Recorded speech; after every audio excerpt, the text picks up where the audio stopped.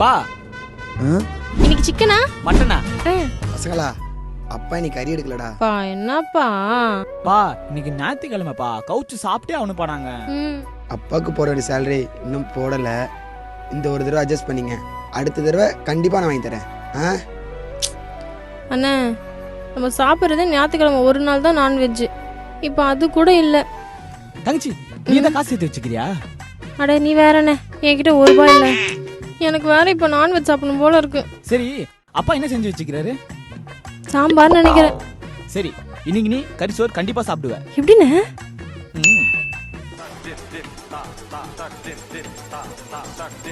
என்னண்ணே?